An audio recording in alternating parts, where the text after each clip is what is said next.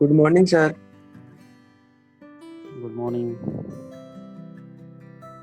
Torture या torsion sir.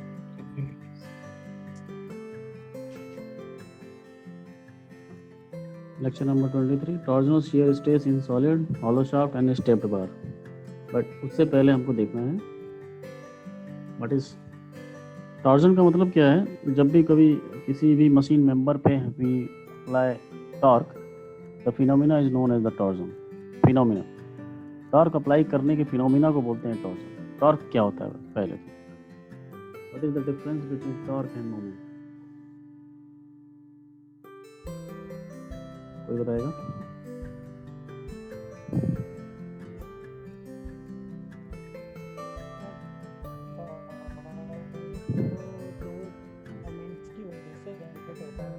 अगर दो मोमेंट अलग डायरेक्शन में इक्वल क्वांटिटी के लग रहे हो तो टॉर्क होता है।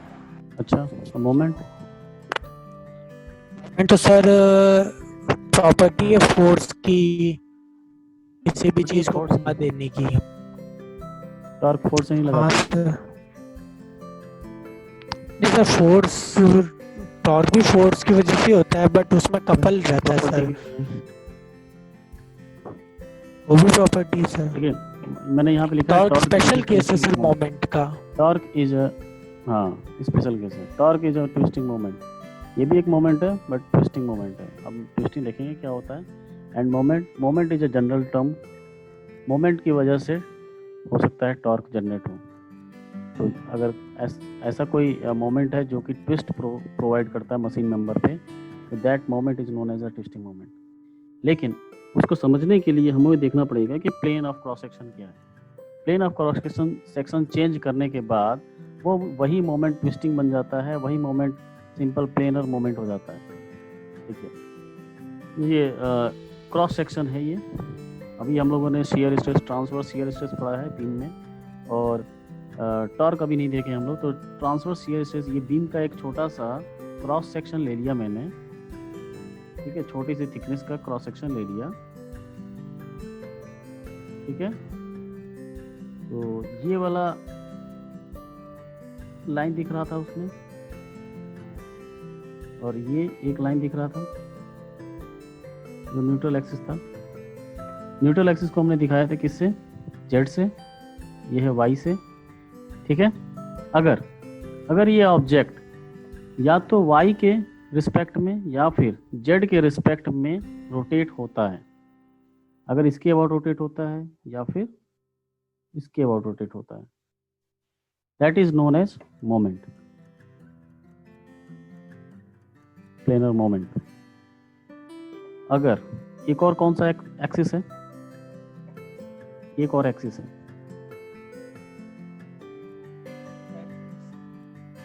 एक्स एक्सिस है यहाँ पे। अगर यही क्रॉस सेक्शन अगर एक्स एक्सिस के अबाउट रोटेट होने लगता है, अब ये एक्स एक्सिस क्या है? Perpendicular to the plane of cross section. This X axis is the perpendicular to the plane of cross section. तो अगर इसके अबाउट रोटेट होता है, that is known as a torque और ट्विस्टिंग। टॉर्क अप्लाई हो रहा होगा, या फिर उसको बोल देंगे इस फिनोमिना को ट्विस्टिंग या फिर टॉर्जन। टॉर्जन फिनोमिना यहाँ पे अकर करेगा। अब ये देखो, अब अगर इसके अबाउट रोटेट करना है, एक्स एक्सिस के अबाउट रोटेट करना है, तो आपको फोर्स एक यहाँ पे लगाना होगा और एक फोर्स यहाँ पे लगाना होगा, इक्वल अमाउंट का। ठीक है, तब ये इसके अबाउट रोटेट करेगा। तो एक्स एक्सिस के अबाउट रोटेट करेगा तो उसको बोलेंगे टॉर्क क्रिएट हो रहा है। अब हम लोग बेंडिंग मोमेंट में, जब बेंडिंग मोमेंट की वजह से क्रॉस सेक्शन रोटेट कर रहा था, वो किसके अबाउट कर रहा था? जेड एक्सिस के अबाउट। ये एक्सिस इस प्लेन में लाई कर रहा है कि नहीं? है प्लेन में लाई कर रहा है, और ये एक्सिस प्लेन के परपेंडिकुलर है। प्लेन के परपेंडिकुलर वाले एक्सिस के अबाउट अगर रोटेट करते हो क्रॉस सेक्शन को, that is known as torsion. ठीक है, यहाँ पे टॉर्क की वैल्यू क्या होगी? Force multiply by one of the force of the couple. यहाँ पे भी कपल है, क्यों अनंत? कपल है ना, यहाँ पे कपल की वजह से भी ट्विस्टिंग हो रही है। हम्म। हो रही है। अगर Yes, sir. आपको इस प्लेन वाला जो एक्सिस है, जो प्लेनर एक्सिस है, उसके ऊपर रोटेट करना है, तो एक या तो फोर्स यहाँ लगाओगे और एक फोर्स यहाँ लगाओगे, तभी तो रोटेट करेगा अबाउट जेड एक्सिस। ठीक है, अबाउट जेड एक्सिस हाँ, रोटेट करेगा ये, तो उस केस में ये मोमेंट होगा, क्योंकि वो प्लेनर एक्सिस के अबाउट रोटेट हो रहा है। और ये है पोलर एक्सिस। ये जो यहाँ पे इस केस में X and Z are planar axis,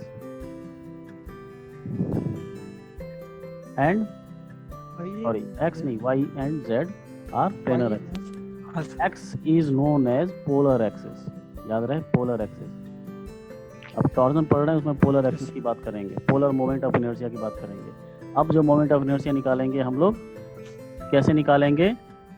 perpendicular axis theorem से। आई यहाँ पे आई एक्स एक्स होगा क्या क्या, I Z Z plus I Y Y, ठीक है, I Z Yes, Z sir. Plus I Y Y. तो इसके बाद आई एक्स एक्स निकलेगा। अब बस नाम दे दिया है X X Z Z Y Y, आपको पता होना चाहिए क्या है ये, आई पोलर।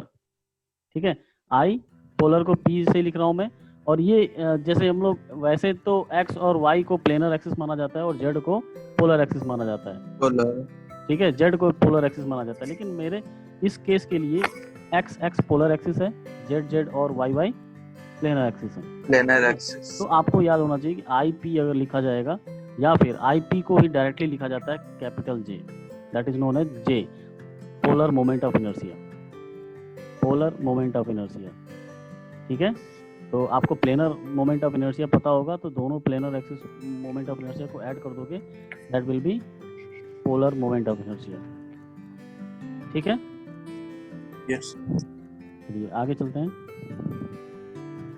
अगर आपको डिफरेंस देखना होगा तो ये आप लोग डिफरेंस नोट कर सकते हो। ये मैं तो नोट को सेंड करूँगा, तो आप लोग देख लेना इसमें, बाकी कुछ नहीं है इसमें। ठीक है, एक्चुअल में आपको समझ में आना चाहिए कि कैसे ट्विस्टिंग मोमेंट कैसा होता है और मोमेंट कैसा होता है। ठीक है,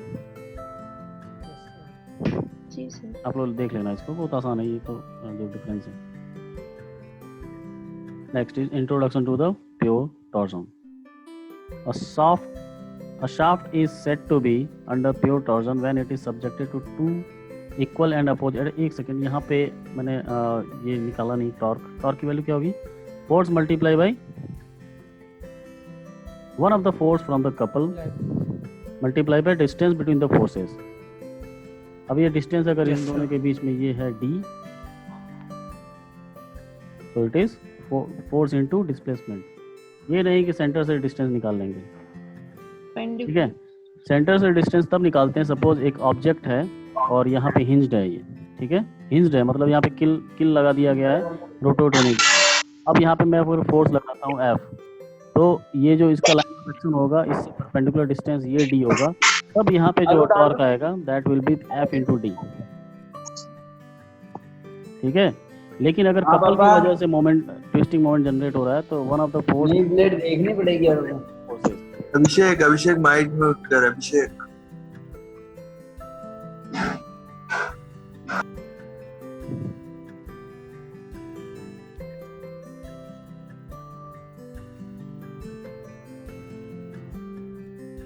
ठीक है, समझ में आ रहा है?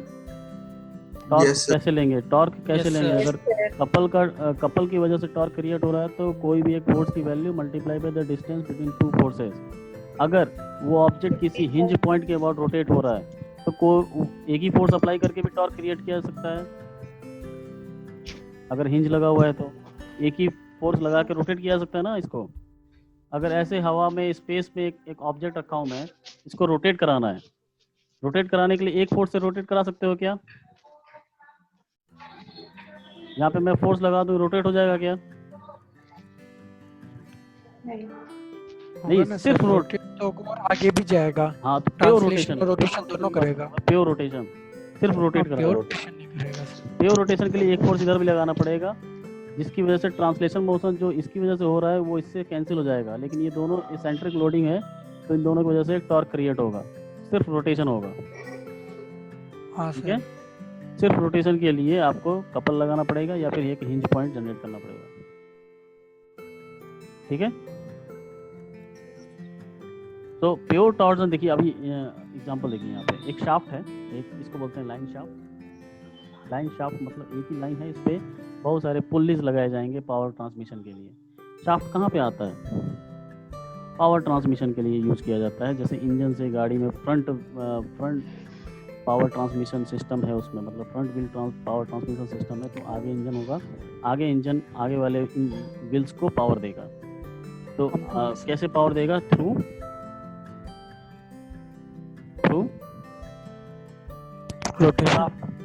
Rotation of shaft.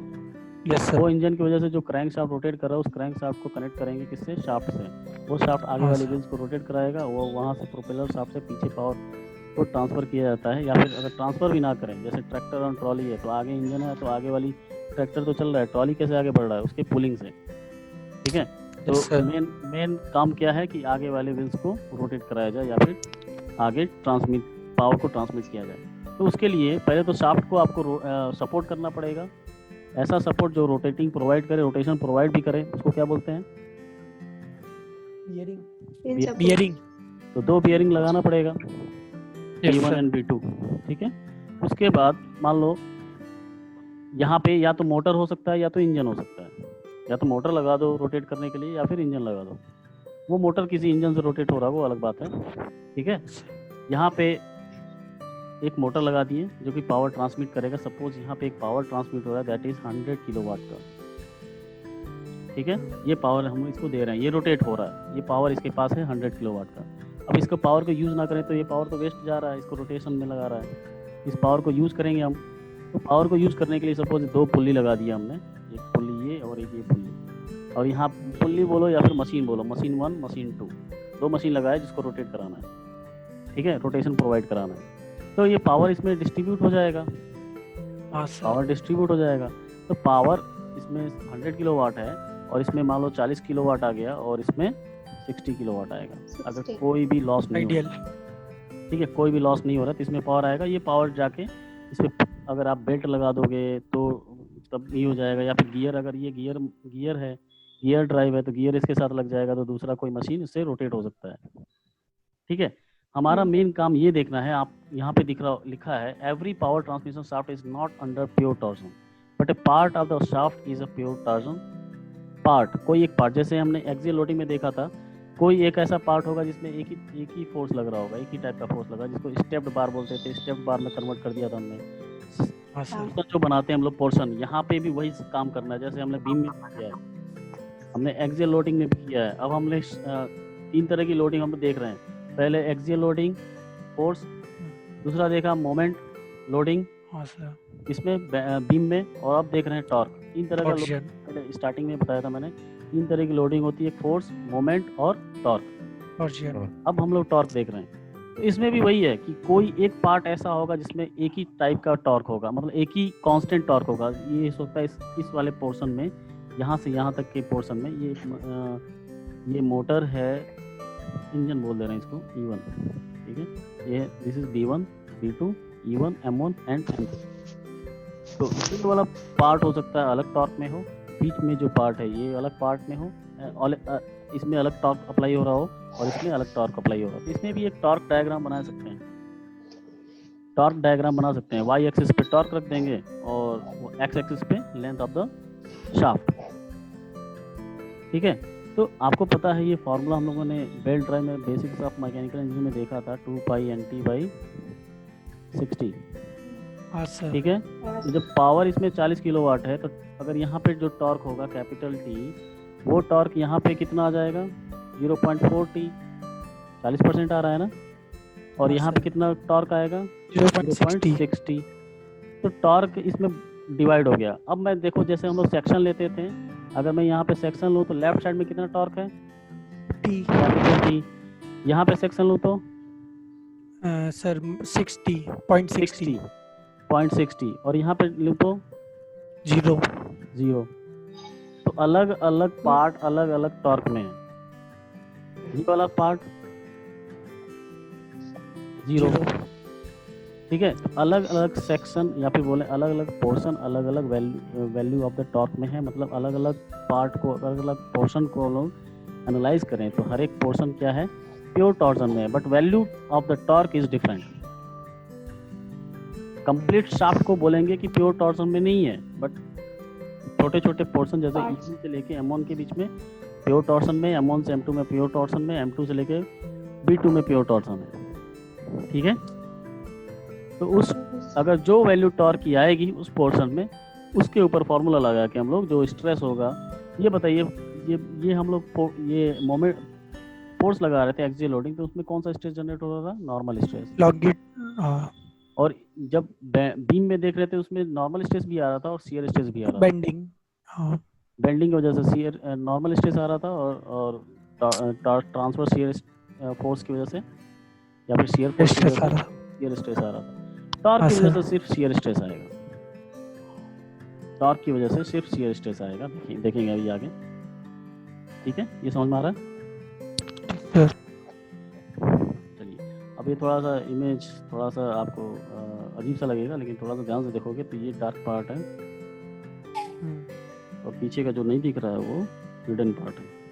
और हिडन पार्ट को किससे दिखाते हैं?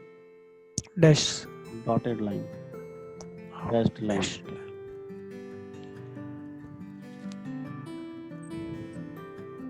समझ में आ रहा है इमेज कैसा है? एक शाफ्ट है जो एक दीवार में लगी हुई है, ठीक है। अब इसको रोटेट कराना है। देखो रोटेट कैसे करा सकते हैं? जैसे शाफ्ट तो रोटेट होता रहता है, तो उस पर शियर स्ट्रेस कैसे आएगा? मतलब टॉर्क को वो परमिट कर रहा है, तो स्ट्रेस तो आएगा ही नहीं उस पर। ये सोच रहा, कई लोग सोचते हैं कि ये तो रोटेट हो रहा है, तो टॉर्क अप्लाई कर रहे हैं तो ये रोटेट होने लग रहा है। जैसे बीम में जब फोर्स लगाते हैं तो नीचे थोड़ी जाता है, या फिर बेंड थोड़ी हो जाता है, आराम से नीचे गिर थोड़ी जाता है बीम, तो रुका हुआ है, इसकी वजह से स्ट्रेस आ रहा है। तो ये तो रुक नहीं रहा है, रोटेट हो जा रहा है। शाफ्ट जो पीछे वाला एग्जांपल में देखे थे वो तो रोटेट हो जा रहा है। सर बियरिंग वाले में मेरे को ये डाउट था कि घूम रहा है तो सर स्ट्रेस क्यों ही आएगा? क्योंकि स्ट्रेस के लिए वही था ना कि फिक्स होना जरूरी है। वही मैं कह रहा हूँ।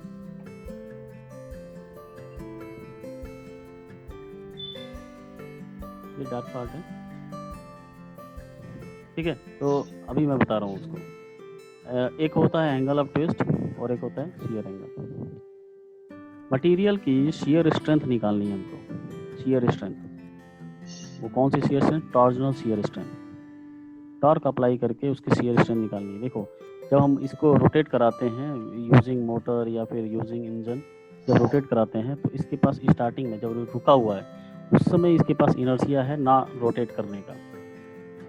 किसी पार्ट को अगर ट्रांसलेट करने जा रहे हैं तो उसके पास ट्रांसलेशनल इनर्शिया होगा, रुका हुआ है, स्टॉप, रुका हुआ है, स्टैटिक इनर्शिया है। तो उसको मोशन में लाने के लिए एक इनर्शियल फोर्स लगाना पड़ेगा, ठीक है। तो इसको भी रोटेट करने के लिए एक टॉर्जनल या रोटेट करने के लिए टॉर्क लगाना पड़ेगा।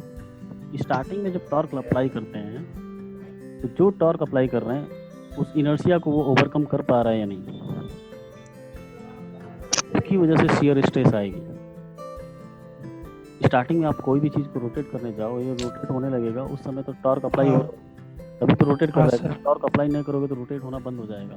तो रोटेट को अप्लाई करते हुए जब यहाँ पे जैसे ही फोर्स लगाएंगे आपको लगेगा कि यहाँ पे फिक्स है, रोटेट करेगा, ठीक है। तो उस समय जो शियर स्ट्रेस आ रही है उसके मैक्सिमम स्ट्रेंथ से ज़्यादा ना हो जाए, इसलिए इसकी एनालिसिस कर रहे हैं और उसकी शियर स्ट्रेंथ निकालेंगे उस मटेरियल की, ठीक है। तो अभी देखो यहाँ मैंने दीवार में फिक्स कर दिया इसको। अब एक पॉइंट पे हम लोग इसको रोटेट कराएंगे और देखेंगे कि कितना शियर स्ट्रेस जनरेट हो रहा है, ठीक है। उसके बाद इस मटेरियल की शियर स्ट्रेंथ पता चल जाएगी, ठीक, ठीक है। हाँ सर। Yes sir.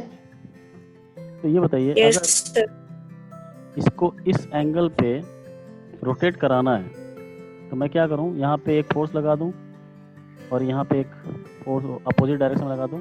जैसे ये डॉट का मतलब है जो एरो है वो आपकी तरफ आ रहा है और इसका मतलब है एरो अंदर गया हुआ है। एरो के पीछे ऐसा होता है ना? हाँ सर। तो जब वो आगे जाएगा तभी तो दिखाई देगा पीछे इसका बैक साइड, और जब फ्रंट में आएगा तो उसका जो टिप है वो दिखाई देगा। तो ये बाहर की तरफ एक फोर्स लग रहा है सपोज F, और ये अंदर की तरफ फोर्स लग रहा है F। तो ये क्या करना चाहेगा? इसको रोटेट कराना चाहेगा। हाँ सर। हाँ। ठीक है, रोटेट कराना चाहेगा कैसा? अगर मैं राइट साइड से देखूं तो क्लॉकवाइज, क्लॉकवाइज। लेफ्ट साइड से देखूं तो एंटी क्लॉकवाइज। हाँ। होगा। हाँ सर। राइट साइड से देखें अगर ऐसे इधर से, ठीक है, इधर से अगर देखें हम लोग तो क्लॉकवाइज रोटेट होगा, ये अंदर दबाएगा इसको और ये ऐसे रोटेट होगा, ठीक है। तो आपको यहाँ पे तो फिक्स है, तो इसके जस्ट अपोजिट ये जो फोर्स लगा रहे हैं हम लोग अंदर की तरफ लगा रहे उल्टी हैं, लगेगी अंदर की तरफ लगा रहे हैं, तो यहाँ पे जो रिएक्शन आएगा वो बाहर की तरफ आएगा, बाहर की यहाँ तरफ, पे जो रिएक्शन है वो अंदर की तरफ, अंदर की तरफ। Yes sir. ठीक है। तो अगर इसका कभी बोला जाए कि फ्री बॉडी डायग्राम बनाओ तो बना सकते हैं। तो यहाँ पे जो आएगा वो रिएक्शन होगा, रिएक्शन 1 रिएक्शन 2। ये अलग बात है कि दोनों की वैल्यू सेम आएगी, ठीक है। एफ की इक्वली आएगी क्या? हाँ इक्वली ही आएगी ना। हाँ सर। नेक्स्ट टॉर्क की वैल्यू क्या होगी, ये इसका डायमीटर है capital D, F into D, torque की वैल्यू क्या आ जाएगी एफ इंटू डी। ठीक है, torque equals to Yes, F sir. Into D. अब देखिए, अब हम लोग देखेंगे एंगल ऑफ ट्विस्ट और शियर एंगल। ये देखिए, अब एक ध्यान से देखिएगा, ये वाला जो पार्ट है ये बाहर वाला है और ये अंदर जो दिखाई नहीं दे रहा है, ठीक है, ये डन। अब एक इसमें एक लाइन ड्रॉ किया हमने, ओरिजिन सेंटर से टॉप फाइबर तक एक लाइन ड्रॉ किया है दोनों जगह। अभी तो ये किसी भी ट्विस्टिंग मोमेंट में अप्लाई, इस पर कोई भी ट्विस्टिंग मोमेंट अप्लाई नहीं हुआ है। ट्विस्टिंग मोमेंट हमने कैसे अप्लाई किया था, अभी ऐसे अगर अप्लाई करेंगे तो आपको लगता नहीं कि यहाँ वाला जो पॉइंट है बी कहीं और पहुँच जाएगा। हाँ सर। और ये वाला फिक्स्ड है तो ये कहीं नहीं जाएगा। हाँ। लेफ्ट साइड का जो O1 ए लेंथ है वो कहीं नहीं जाएगा, O2B आगे चला जाएगा बिकॉज ऑफ ट्विस्टिंग। जब रोटेट करेंगे तो ये तो कहीं नहीं जाएगा लेकिन ये जाएगा, ठीक है। कहाँ तक जाएगा, सपोज इट इज B1 पे चला गया, हमने इसको टॉर्क अप्लाई किया तो ये B1 पे चला गया, लेकिन ये कहीं नहीं जा रहा है ना।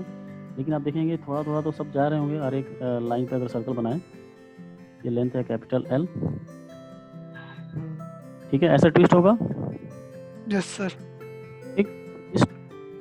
ये जो एंगल है that is known as angle of twist theta, ठीक है। और शियर एंगल है, आप देखेंगे ध्यान से, ये वाला एंगल। यहाँ भी एंगल बन रहा है, हाँ sir. This is phi, this is angle of shear angle. Shear angle हमने देखा था सरफेस पे जब हम फोर्स लगाते हैं, यहाँ पे सरफेस के ऊपर ही तो फोर्स लगा रहे हैं, यहाँ पे अंदर लगा रहे थे और एक बाहर की तरफ लगा रहे थे, इस सरफेस पे लगा रहे हैं, ऊपर टॉप सरफेस पे ही तो लगा रहे हैं, ठीक है। अंदर की तरफ इसको प्रेस कर रहे हैं और यहाँ पे बाहर की तरफ पुल कर रहे हैं, इसकी वजह से ट्विस्टिंग मोमेंट जनरेट हो रहा है। तो इसकी वजह से ट्विस्टिंग आ रहा है थीटा का और शियर हो रहा है फाई का। अब फाई जो शियर एंगल है उसमें रिलेशन बता सकते हैं आप लोग, tan फाई। ये जो आपको एक ट्रायंगल दिख रहा होगा दैट इज B1 ट्रायंगल दिख रहा हाँ है, सर। ये हाँ, एक सर। आर्क बनेगा लेकिन बहुत ही छोटा है, इसको हम लोग एक स्ट्रेट लाइन मान सकते हैं। अच्छा। तो tan phi B1 upon AB perpendicular upon 5 foot, sorry base. Base कितना है, O1 O2 अच्छा, AB के इक्वल ही था। या फिर O1 O2 किसके बराबर है, AB के बराबर है, हाँ सर।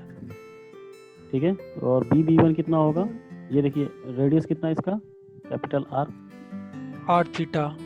ठीक है, कैपिटल R, और ये एंगल कितना है theta, so R equals to radius R multiply by theta। Angle, R theta divided by length कितना है L, ठीक है।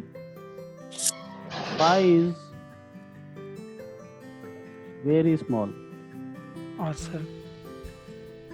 so tan phi phi equals to 5 equals to phi, and that will be equals to r theta by R theta upon L। r theta by L। चलो rejoin करो फिर से, हाँ sir. 10 minute बाकी है सर वैसे तो। भूल जाते हैं, बीच में डिस्कनेक्ट हो जाता है, ठीक है सर। ठीक है, रिजॉइन कीजिए आप।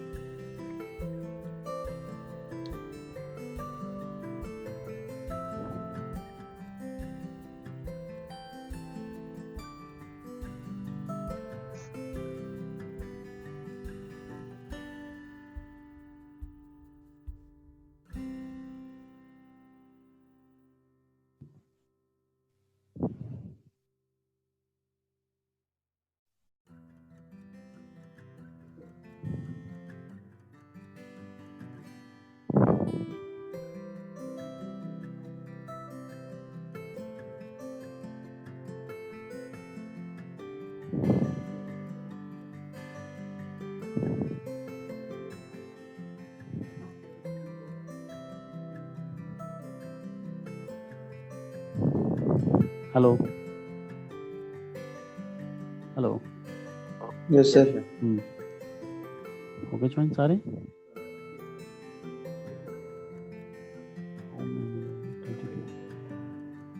चलिए, तो एक रिलेशन बन जाता है शेयर एंगल, और शेयर एंगल को ही शेयर स्ट्रेन बोलते हैं, गामा।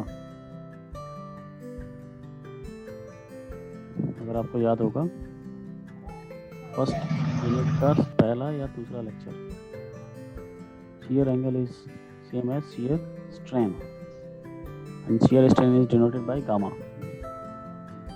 ठीक है, तो ये याद रहेगा r theta by l, phi equals to r theta by l and phi is same as gamma। ठीक है, हो गया।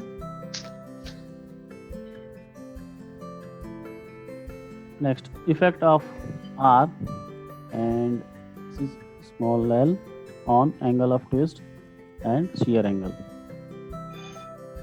R क्या है? What is R? जैसे हमने न्यूट्रल एक्सिस में y देखे थे, उसकी y की मैक्सिमम वैल्यू कितनी थी? अगर सर्कुलर है तो उसका कैपिटल R हो जाएगा। वैसे ही यहाँ पे स्मॉल r है। स्मॉल r की वैल्यू है सेंटर से डिस्टेंस हर एक सर्कल का। बहुत सारे सर्कल बनेंगे इनफाइनाइट, ऐसे ऐसे बहुत सारे सर्कल बनेंगे। इन सारे सर्कल का रेडियस जो होगा वहाँ पे हम लोग शेयर स्ट्रेस, शेयर स्ट्रेन, जो भी वैल्यू ऑफ जनरेटेड स्ट्रेस है वो निकालेंगे।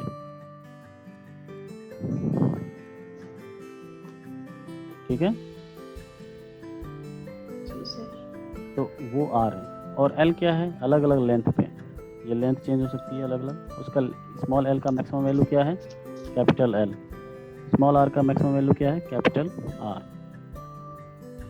ठीक है, तो अब चेक कर रहे हैं हम लोग effect of R and L on angle of twist theta and shear angle. पहला है on variation of length. Length को अगर चेंज किया जाए तो थीटा और फाई क्या होगा? आप लोग थोड़ा इमेजिन कीजिए, बताइए। लेंथ की वैल्यू अगर चेंज की जाए तो थीटा और फाई की वैल्यू क्या होगी? पहले यहाँ पे थीटा ये था और ये फाई। अगर लेंथ की वैल्यू चेंज की जाए, लेंथ में अगर यहाँ तक लूँ तो उस केस में थीटा और फाई के साथ क्या होगा? अगर इस पॉइंट पे अगर मैं एक सर्कल बनाऊँ ऐसा ही, तो डिक्रीज सर होगा फाई सेम रहेगा, थीटा डिक्रीज होगा। फाई सेम रहेगा, थीटा डिक्रीज होगा। देखते हैं, लेंथ सपोज मैंने यहाँ पे ले लिया, यहाँ तक ये ले लिया स्मॉल एल। ठीक है, लेंथ कम कर लिया। लेंथ कम किया तो हम देखेंगे कि ये यही जो एंगल बन रहा है, ये वाला अभी भी वही है, फाई है। मैंने कभी एक क्वेश्चन पूछा था कि ये इन दोनों के बीच में एंगल थीटा है, ये हाँ सर, यहाँ पे एंगल कितना होगा? थीटा ही होगा। थीटा ही होगा ना। कुछ लोग कह रहे हैं हाँ बस सर। ज़्यादा हो जाएगा, किस हो जाएगा? ज़्यादा हो जाएगा। कितना रहेगा? उतना ही रहेगा, थीटा ही रहेगा। हाँ सर। वही है, थीटा यहाँ पे भी है, थीटा यहाँ पे भी है, थीटा सॉरी फाई, हाँ फाई है। तो ये एंगल फाई चेंज नहीं हो रहा है, क्या? एल चेंज करने पे, लेंथ हाँ चेंज सर। करने पे फाई चेंज नहीं हो रहा। रेडियस ये थीटा बताइए, थीटा बताइए। एंगल ऑफ ट्विस्ट छोटा होगा सर। एंगल ऑफ ट्विस्ट छोटा हो जा रहा है। ठीक है, एंगल ऑफ ट्विस्ट छोटा हो जा रहा है। देखो यहाँ पे इतना ये था एंगल, अभी यहाँ पे ये एंगल है। ठीक है, तो थीटा कम हो गया, मतलब जब एल कांस्टेंट हो रहा है, हाँ एल डिक्रीज हो रहा है, फाई क्या है? कांस्टेंट, यस सर, और थीटा डिक्रीज हो रहा है, डिक्रीज। थीटा डिक्रीज हो रहा है। ठीक है, next effect of R and L, ये variation on variation of radius. Radius change किया जाए तो क्या होगा? सर अभी जो वो रिलेशन था ना, उससे अपन लोग ये कंक्लूजन नहीं निकाल सकते नहीं, क्या? वो मैक्सिमम Phi वैल्यू equal थी to- ना, वो तो मैक्सिमम वैल्यू है, वो तो रिलेशन निकाला हमने बस, वो मैक्सिमम वैल्यू पे रिलेशन निकाल लिया। तो मैक्सिमम वैल्यू जो है वो तो कांस्टेंट वैल्यू है ना। हाँ सर। अरे ये निकाला phi equals to R theta by L. कोई एक चीज़ चेंज करोगे तो ये, जैसे एल चेंज करेंगे एल चेंज करेंगे तो ये नहीं चेक करें ना, ये कौन सा एल है, कैपिटल एल है, कैपिटल एल है, मैक्सिमम वैल्यू है। कैपिटल आर क्या है, मैक्सिमम आर है। ये थीटा चेंज कर रहे हैं तो ये वाई चेंज हो रहा है, ये पता है हमको। अभी के लिए तो कांस्टेंट है, जब थीटा बढ़ाएंगे, थीटा कैसे बढ़ा सकते हैं, ट्विस्टिंग से। ट्विस्टिंग अप्लाई जितना ज़्यादा अप्लाई करेंगे ये b2 कहीं और चला जाएगा आगे, ये पाई भी बढ़ जाएगा। ठीक है, अब बताओ ये रेडियस अगर चेंज करें तो क्या होगा। हाँ सर, पर ये अगर सपोज डायग्राम रेडियस को थोड़ा मैं डिक्रीज सा कर रहा हूँ तो क्या होगा, पाई एंड थीटा। रेडियस को डिक्रीज करें, रेडियस का हाँ, डिक्रीज सर। करने का मतलब है एक ऐसा सर्कल जो इसके नीचे होगा, इसी के हाँ। सेंटर पे होगा, लेकिन सर्कल यहाँ बनेगा। कोसेंट्रिक होगा बेटा। फाइव भी चेंज होगा सर फिर। पाई चेंज होगा, नहीं सर, 5 कांस्टेंट रहेगा। नहीं रुको, 5 कौन सा होता है, एक मिनट। ये है फाई, हाँ 5 चेंज फाइव होगा। चेंज होगा सर। हाँ सर 5 चेंज होगा ये फाई है, और थीटा चेंज होगा, और ये देखो आप फाई वहीं पे उसी लेंथ पे देखो फाई क्या हो रहा है, डिक्रीज हो छोटा गया। होगा। कम हो रहा है। या फिर ये भी बोले तो ये है सी से लेके C2 तक का फाई है, और यहाँ पे B से लेके B2 तक का फाई है। ठीक है, थीटा क्या हो रहा है, थीटा सेम है सर। सेम। थीटा कांस्टेंट है, थीटा कांस्टेंट है। ठीक है, फाई डिक्रीज, थीटा कांस्टेंट। समझ में आ रहा है, यस सर। समझ में आ रहा है कि नहीं। हाँ सर। आ रहा और है फाई सर। फाई अल्टीमेटली क्या है, शियर स्ट्रेन है, शियर स्ट्रेन है ये। तो इससे हाँ सर। जैसा शियर स्ट्रेन होगा वैसे शियर स्ट्रेस भी होगा। हाँ। स्ट्रेस और स्ट्रेन क्या होता है, Shear। डायरेक्टली प्रोपोर्शनल होते हैं। हाँ sir. Conclusion. When a circular prismatic shaft under pure torsion, the following conclusion can be made. First is, angle of twist is independent of R. Angle of twist is independent of R. Angle of twist मतलब theta is independent of R. R change करें तो theta change नहीं हो रहा था, but directly proportional to L. L change करने पे theta change हो रहा था, L डिक्रीज किया था तो थीटा कम हो गया था, एंगल ऑफ ट्विस्ट वही था। Hence, angle of twist is always maximum at far away from the fixed end. सही है या गलत है?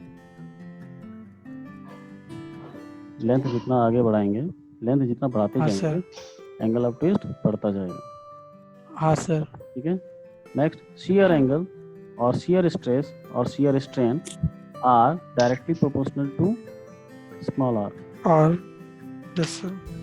फाई चेंज हो रहा था ना, रेडियस डिक्रीज किया तो फाई चेंज हुआ है, फाई चेंज हुआ है तो शियर एंगल चेंज हुआ है, शियर एंगल चेंज हुआ है तो शियर स्ट्रेन चेंज हुआ है, स्ट्रेन चेंज हुआ है तो शियर स्ट्रेस चेंज हुआ है, बट इंडिपेंडेंट ऑफ एल।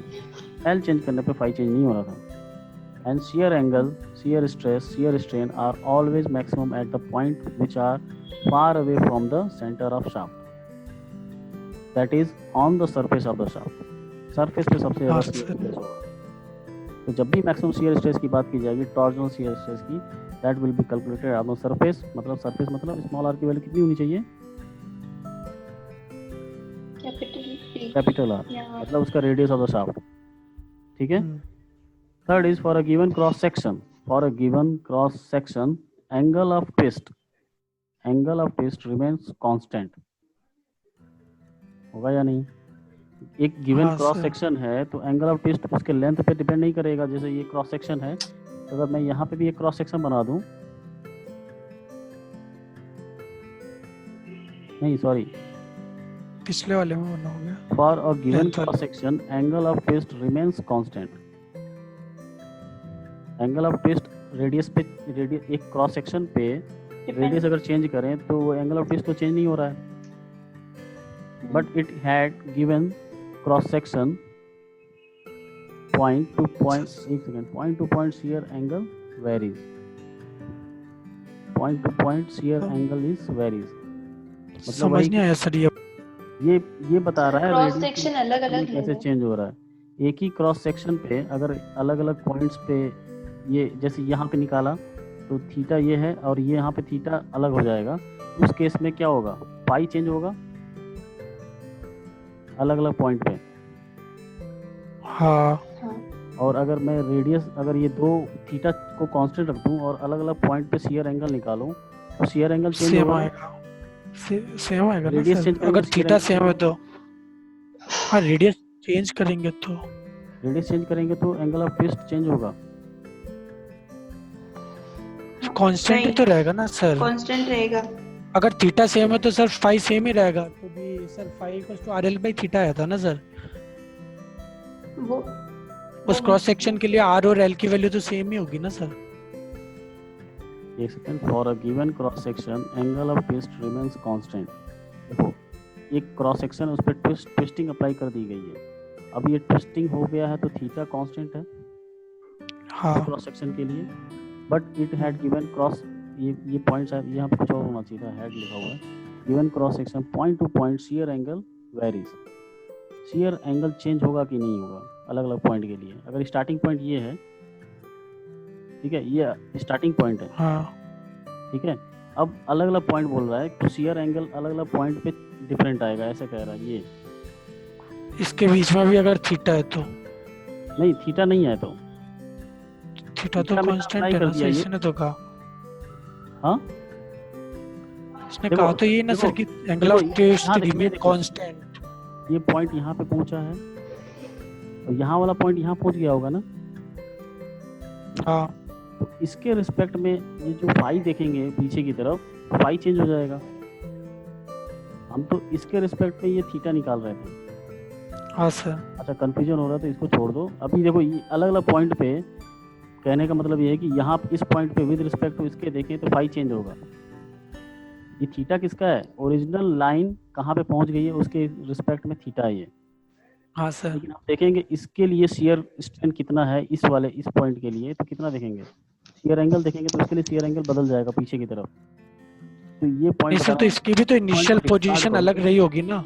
एक सेकंड, इस लाइन को डिस्कार्ड कर दो, हाँ सर। ठीक है। ये मैंने स्पीच वॉइस स्पीच से टेक्स्ट किया था तो गलत लिख दिया होगा शायद, ठीक है। इसको छोड़ दीजिए आप लोग, यहाँ तक याद किए, ठीक है। हाँ सर, यहाँ तक तो समझ आ गया। चलिए तो एक छोटा सा टेबल बना लेंगे जो थोड़ा टेबल याद रहता है। तो आर अगर इंक्रीज कर रहे हैं तो थीटा क्या होता है बताइए। सेम रहता है। थीटा सेम रहता है। कांस्टेंट, फाई इंक्रीज होता है। इंक्रीज एल चेंज करते हैं तो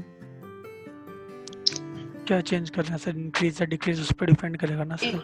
इंक्रीज कर लें, हाँ तो थीटा इंक्रीज होगा, थीटा इंक्रीज होगा, फाई कांस्टेंट होगा, कांस्टेंट रहेगा। ठीक है। तो ये टेबल याद रखिएगा आप लोग, ठीक है। Yes sir. चलें आगे। Shear stress variation due to torsion. तो जो shear stress due to torsion होगा उस शियर स्ट्रेस को क्या, शियर स्ट्रेस को क्या बोलेंगे, torsional shear stress. Torsional shear stress, torsional shear stress, ठीक है। तो शियर स्ट्रेंथ से ही शियर स्ट्रेस को कोरिलेट कर सकते हैं। हाँ अब सर। यहाँ पे राइट साइड में जो सर्कुलर शाफ्ट है उसका मैंने क्रॉस सेक्शन दिखा रखा है, ठीक है। उस क्रॉस सेक्शन में कैसे वेरिएशन हो रहा है शियर स्ट्रेस का, सबसे ज़्यादा कहाँ होगा, टॉप पे होगा। अभी हमने कंक्लूड किया है, हाँ सर। ठीक है। तो शियर स्ट्रेंथ क्या है, gamma, gamma equals to R theta by L. हाँ सर। इसी को हम स्मॉल आर, एक second, gamma at any point, क्या बोल रहे हो, गामा एट एनी पॉइंट कहेंगे ना, स्मॉल आर तो। गामा, ये आर थीटा बाई एल तो मैक्सिमम वैल्यू है ना सर गामा की, तो यहाँ पे तो गामा मैक्स आना चाहिए ना। Gamma max equals to R theta by L, या फिर gamma equals to small R theta by L. कैसे स्मॉल, मतलब दोनों स्मॉल आर भी होगा, ये क्या स्मॉल एल भी होगा, ऐसे कह रहे हो क्या? नहीं नहीं, एल तो कैपिटल होगा, कोई एक चीज को आर स्मॉल होगा ना। वेरी करेंगे ना। हाँ सर, तो एल कैपिटल और आर स्मॉल होगा ना सर यहाँ पे। देखो अभी देखो, हम लोग लेंथ को कांस्टेंट रखेंगे क्योंकि लेंथ तो चेंज नहीं करते हैं ना। एक शाफ्ट गिवन शाफ्ट है, उसका लेंथ चेंज नहीं हो रहा है। और अभी हाँ अभी सर। कहा कि सबसे एंड पे शियर एंगल ज्यादा होगा, नहीं, एल चेंज करेंगे तो फाई कांस्टेंट है ना। शियर स्ट्रेस सबसे ज़्यादा कहाँ होगा? जहाँ पे लेंथ सबसे ज़्यादा है। हाँ होगा या नहीं होगा?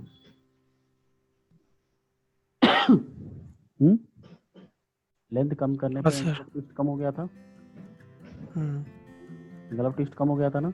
लेकिन लेंथ तो चेंज ही नहीं कर रहे हैं हम लोग। हमको पता है कि एंड पे ही मैक्सिमम आएगा शियर स्ट्रेस, एंड पे कंक्लूड किया था हमने भी। हाँ sir. Far away from the fixed and,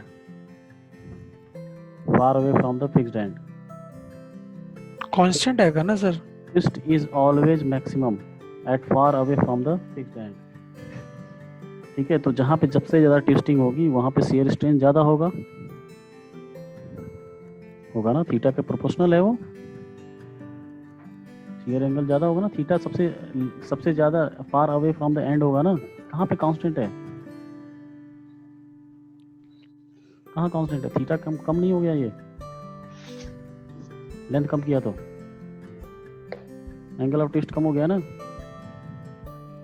answer पर फाई है ना सर, शियर एंगल। तो अपन तो शियर स्ट्रेस और शियर एंगल देख रहे हैं ना सर, फाई तो कांस्टेंट है। ट्विस्टिंग सबसे ज़्यादा हो रही है ना वहाँ पे। हाँ सर, ट्विस्टिंग ज्यादा होगी, बट अपन तो अभी शियर देख रहे हैं ना सर। यहाँ पे shear stress variation due to torsion, तो सर शियर तो फाई होता है ना सर, तो अपन तो फाई का देखेंगे ना। थीटा जो एंगुलर ट्विस्टिंग है वो ट्विस्टिंग वहाँ पे ज़्यादा हो रही है ना। हाँ एंगुलर ट्विस्टिंग ज़्यादा हो रही है ना वहाँ पे। वहाँ पे सर। डिफॉर्म ज़्यादा कर रहे हो तुम एंगुलरली, तो जहाँ पे ज़्यादा डिफॉर्म करो वहाँ पे स्ट्रेस ज़्यादा आएगा। पहले थोड़ी ना आएगा, आप खुद सोचो हाँ जरा। सर। बीच में ट्विस्ट ज़्यादा नहीं हो रहा वहाँ पे, उसको जब रिट्रैक्ट करने की कोशिश करेगा तो वहाँ पे किस पे ज़्यादा इफेक्ट आएगा, किस पॉइंट पे ज़्यादा स्ट्रेस आएगा? लास्ट वाले पॉइंट पे आएगा, क्योंकि वो ज़्यादा डिफॉर्म हो गया। अगर इलास्टिक डिफॉर्मेशन कर रहे हैं तो वहाँ पे रीगेन करने के लिए ज़्यादा रेसिस्टिंग फोर्स लगेगा, तो रेसिस्टिंग फोर्स इज स्ट्रेस। ठीक है, टॉप पे शियर स्ट्रेस ज़्यादा होगा, तो लेंथ को कांस्टेंट कर दिया हमने। अब अगर आर की वैल्यू चेंज करें, अब ये गामा हमको निकालना है अलग अलग पॉइंट पे, तो R theta by capital L लिखेंगे। ये गामा अलग अलग पॉइंट पे शियर स्ट्रेन निकालेंगे अलग अलग पॉइंट पे। ठीक है, तो आर की वैल्यू चेंज करेंगे, आर की वैल्यू इंक्रीज कराएंगे पॉइंट सेंटर से लेके यहाँ तक। तो शियर स्ट्रेन सबसे ज़्यादा, शियर स्ट्रेन कहाँ सबसे ज़्यादा होगा? टॉप पे होगा। शियर स्ट्रेस सबसे ज़्यादा यहाँ पर आएगा। उसके बाद यहाँ पे जीरो है, जीरो को और टॉप पे जो मैक्सिमम वैल्यू आएगी उसको मिला देंगे। लीनियर इक्वेशन होगा या नहीं? हाँ सर। लीनियर इक्वेशन होगा। ये कांस्टेंट होंगे दोनों, क्योंकि ट्विस्टिंग अप्लाई कर दिया गया है तो थीटा कांस्टेंट है। अभी जितना ट्विस्ट होना था उतना ट्विस्ट हो चुका है, लेकिन उसके क्रॉस सेक्शन में शियर स्ट्रेस अलग अलग, शियर स्ट्रेन अलग अलग पॉइंट पे अलग अलग होंगे। यहाँ पे अलग होगा, यहाँ पे अलग होगा, तो यहाँ पे ही अलग होगा, और टॉप पे सबसे ज़्यादा होगा, मैक्सिमम वैल्यू टॉप पे होगी, सेंटर पे जीरो होगा। ठीक है, और आपको पता है कि shear stress equals to shear modulus multiply by G into shear strain. ठीक है, तो ये है torsional shear strain, shear stress. ठीक है, तो ऐसे वेरिएशन इसमें दिखाएंगे। ये टॉर्जनल शियर स्ट्रेस है। और बेंडिंग स्ट्रेस किस में दिखा रहे थे? लेंथ में। ट्रांसवर्स शियर स्ट्रेस किस में दिखा रहे थे? क्रॉस सेक्शन में ही। क्रॉस सेक्शन में वहाँ पे सेंटर पे क्या हो रहा था, होता था जीरो नहीं होता था, न्यूट्रल एक्सिस पे मैक्सिमम होता था, बट ये जीरो हो रहा है। ठीक है, अब थोड़ा सा इसका बताइए। जैसे अगर जब भी कभी हॉलो शाफ्ट दिया जाएगा तो उसका स्मॉल अंदर का डायमीटर होगा एक स्मॉल डी और एक आउटर डायमीटर होगा कैपिटल डी। ठीक है, तो एक टर्म डिफाइन होता है that is known as diameter ratio, which is equal to smaller by inner by outer, small d by capital D, that will be always lesser than 1। ठीक है, अब इसमें हमको बताना है कि मैक्सिमम शियर स्ट्रेस और मिनिमम शियर स्ट्रेस का रेशियो बताना है। Tau max upon tau minimum, और इसका शियर स्ट्रेस डिस्ट्रीब्यूशन भी दिखाना है इसमें।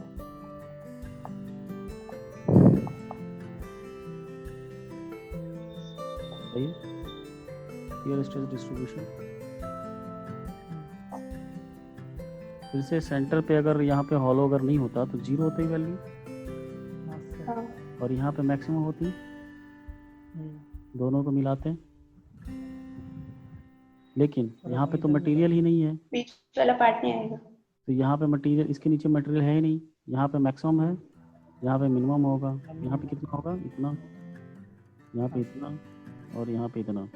वो वैल्यू निकालेंगे बाद में, हम लोग देखेंगे टॉर्जन इक्वेशन आता है उसमें देखेंगे कि वैल्यू कितनी होगी। तो आपको पता चलेगा कितना आएगा। ये डायरेक्टली प्रोपोर्शनल टू आर है। तो capital R upon small R, that is capital D upon small D. लिख सकते हैं ना ऐसे, which is equals to 1/k।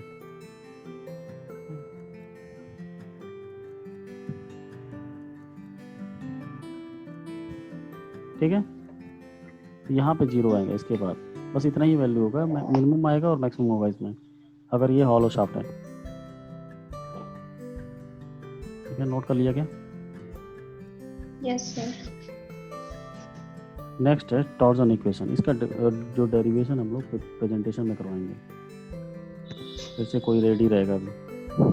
इसका derivation T/J equals to tau by R equals to G theta by L. Same है, यहाँ पे moment था, यहाँ पे आई था, यहाँ पे बेंडिंग स्ट्रेस, यहाँ पे वाई, यहाँ पे क्या था, यंग्स मॉडुलस, ई और ये थीटा और ये एल। आर ये G theta by L, theta by L अभी हमने देखा था। ये आर को अगर इधर भेज दूं मैं, tau equals to G into R theta by L, और ये आर थीटा बाई एल क्या है, गामा। तो ये तो बहुत ही आसान है दूसरा वाला, लेकिन ये वाला जो डेरिवेशन है ये थोड़ा सा टफ है। फर्स्ट जो पार्ट है इसका, ए इक्वल्स टू बी। ठीक है, तो T is a twisting moment applied, J is a polar moment of inertia about centre of twist. Polar moment of inertia मैंने फिर से बता दिया, मैं आई बी लिखो या फिर जे लिखो। अगर सर्कुलर है तो क्या होगा, सर्कुलर है तो इसका ये पता है, ये पता है हमको। हाँ सर। तो एक एक्सिस के अबाउट क्या है, pi D raise to power 4 divided by 64 plus pi D raise to power 4 will be pi D square pi D raise to power 4 upon 32। ठीक है, सारे के सारे हाफ हो जाएंगे अगर सिमेट्रिकल बॉडी है तो। सिमेट्रिकल दोनों एक्सिस के अबाउट, एक्स और वाई। इसको एक्स मान रहा हूँ मैं, अभी वाई मान रहा हूँ, ऐसे पोलर मोमेंट ऑफ इनर्शिया निकालने के लिए। ठीक है, तो पोलर मोमेंट ऑफ इनर्शिया हमेशा डबल होगा इसके प्लेनर मोमेंट ऑफ इनर्शिया से।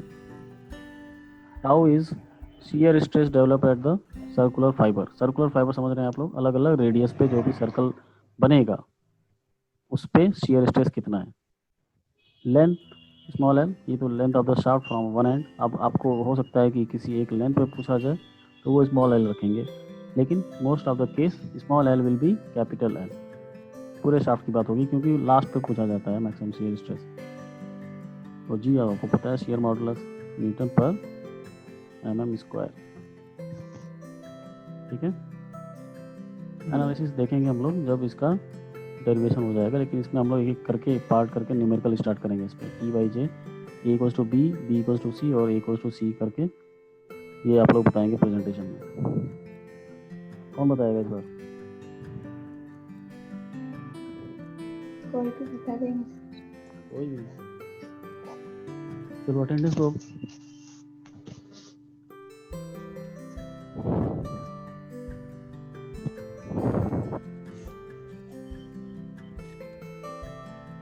क्लास में एंटर करने से पहले जो अनाउंसमेंट है और जो लेक्चर प्लान है वो देख के आया कीजिए आप लोग।